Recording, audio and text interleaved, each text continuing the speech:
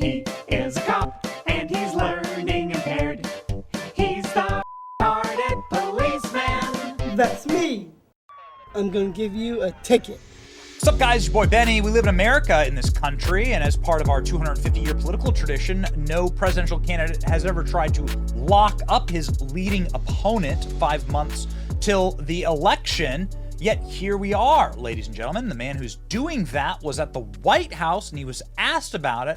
Hey, Joe, why are you trying to lock up your chief political rival? That only happens in Stalinist hellholes and broken nations that are dictatorships. Are we one of those? Joe Biden's response tells you everything. Very much. Mr. President, can you tell us, sir, Donald Trump refers to himself as a political prisoner and blames you directly. What's your response to that, sir? Do you think the conviction will have an impact on the campaign? We'd love to hear your thoughts, sir. Should he be on the ballot, sir? Look at him. Look at him go. Look at the look. Look at the expression. Look at like the evil demonic grin. Look at that.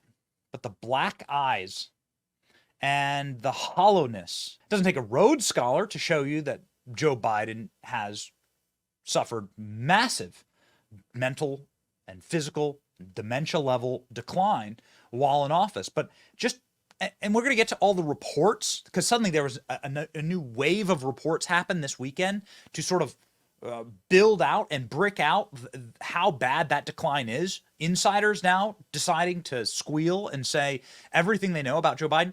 But just travel with me for a few seconds down the primrose path of Joe Biden's last week. Here we have Joe Biden trying to remember the event he's at. And, you know, I think the thing about, let me put it this way. I remember when I was vice president. You see Jill there. Jill like turns over and looks. Jill knows. Jill knows. She's such a witch. She knows she's committing this elder abuse for power. She should be charged with elder abuse. That should totally be something that like a prosecutor brings as a charge against Jill Biden. This. After I signed the PAC Act into law. The what? The what into law? Joe Biden behaving like a very old man when reporters shouting questions at him. Whoa! Super weird. And then Joe Biden trying to pander to black people by acting super scared of black people. Like he doesn't know what he's doing. He doesn't know where he's at. Georgia Democrats, please join me. And then he like just wanders around. Like, look at that. What is this? This is again your dementia grandfather in the nursing home. This is how people treat him. This is what happens when somebody has dementia. Everyone laughs at him. And then he like kind of Georgia turns Democrats, around. please join me. Who are you saluting? What are you doing with that stupid expression? Wipe that smirk off your face. The world's in shambles. Nobody cares. Democrats will just use the corpse of Joe Biden as a cudgel, a very creepy, very weird, ominous cudgel, to demonstrate that they can, I guess, put anyone they want in office, even if the person is indeed a walking corpse. Joe Biden doesn't have a future, so might as well let him be the guy that does all the legal evisceration of our justice system. Donald Trump. Yeah. Well, it's Joe Biden who's being eviscerated. Joe Biden is being eviscerated in 3 different pieces of media that demonstrate via independent and corporate media reporters how deeply and totally lost Joe Biden is, how bad the decline truly is.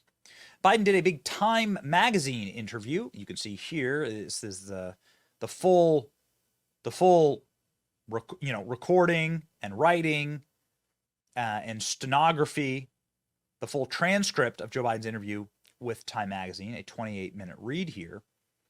So this is Joe Biden's full transcript, right? So what are some of the things inside of the transcripts?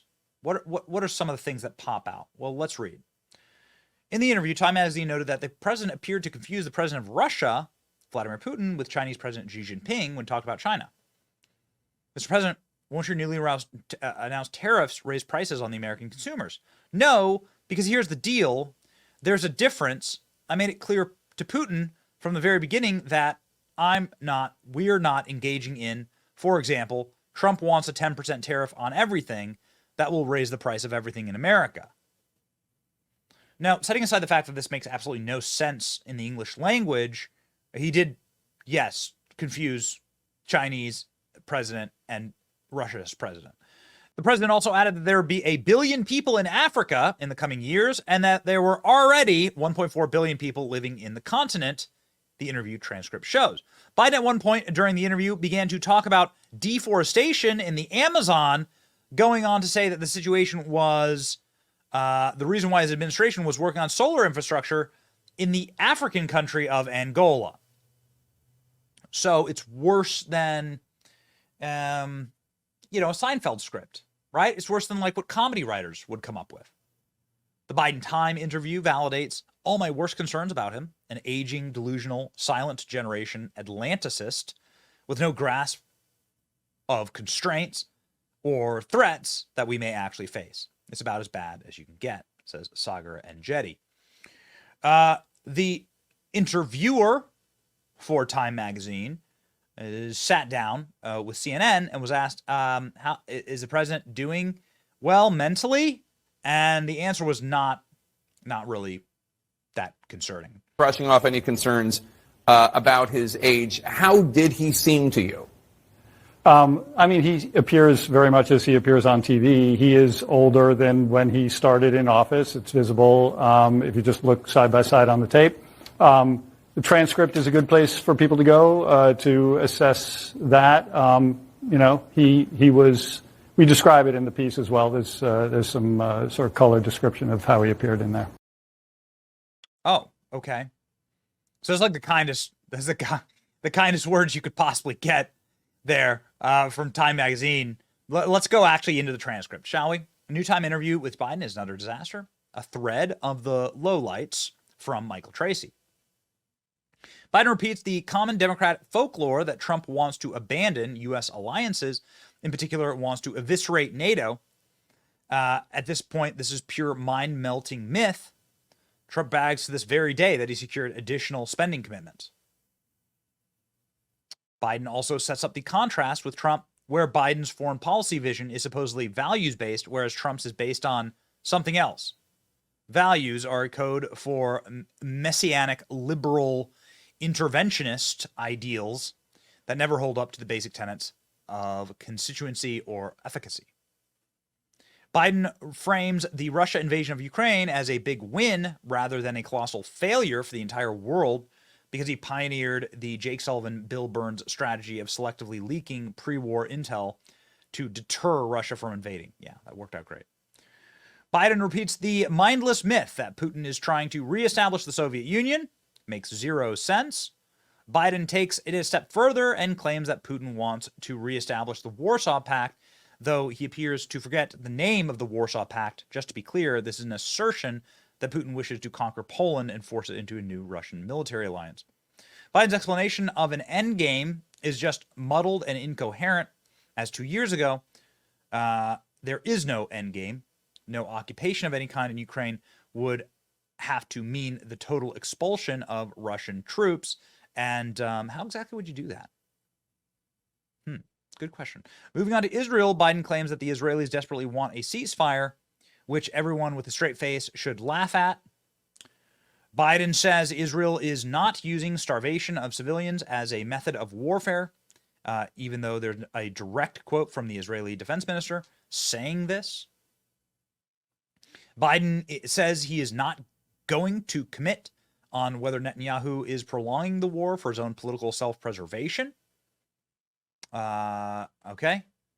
And Biden seems to reflectively rise to the defense of Bibi from Trump's incredibly mild, inconsequential criticism.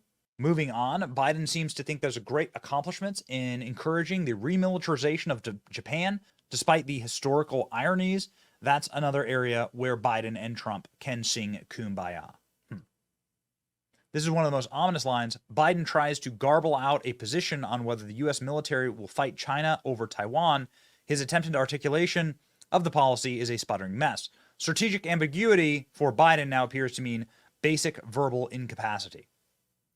To the policy of that, it is, we are not seeking the independence of Taiwan, nor will we, in fact, not defend Taiwan if China unilaterally tries to change the status. What the hell does that even mean? We have such idiots running the world. It's such a bad look for democracy, actually, when morons like Joe Biden can reach such high an office.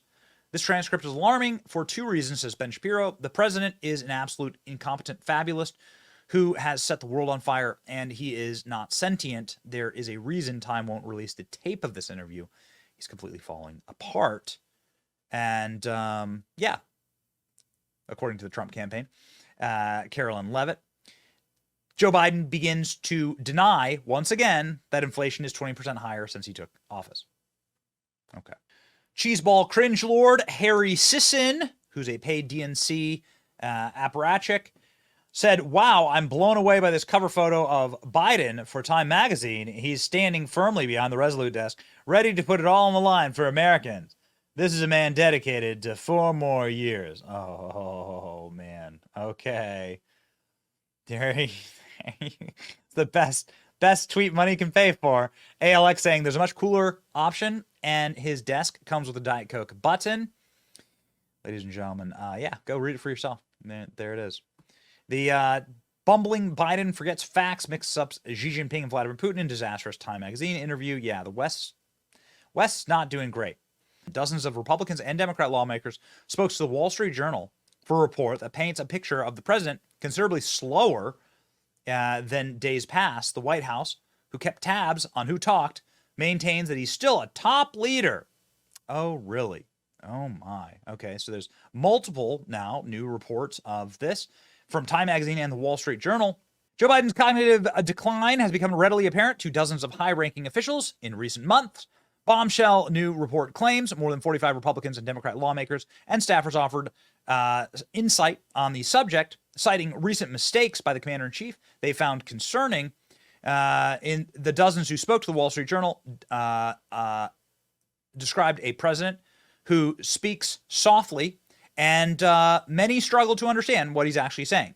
Others pointed out the commander-in-chief's declining grasp of important policy details and increasing reliance on notes and impromptu offerings from aides. Several said Biden's demeanor varies by the day, and the White House reportedly went through great pains to keep tabs on the Democrats and what they were saying. The report, titled Behind Closed Doors, Biden Shows Signs of Slipping, published on Tuesday. Oh, no. Well. Let's go ahead and see here. What does this have to say? Behind closed doors, Biden shows signs of slipping. He spoke so softly at times that some participants struggled to hear him. According to 5 people familiar with the meeting, he read from note cards to make it obvious points, paused for extended periods, and sometimes closed his eyes for so long that some in the room wondered whether he had tuned out, meaning whether he was asleep right now. This followed up by the Politico story. Dems in full freakout mode over Biden, where a bunch of Biden staffers run to Politico to completely bash him and say, we're not going to win the presidency. So yeah, things are not well with Joe Biden. Not well politically and not well physically. And man, it's going to make the debate on CNN in just a matter of weeks must-see TV. Hoo boy.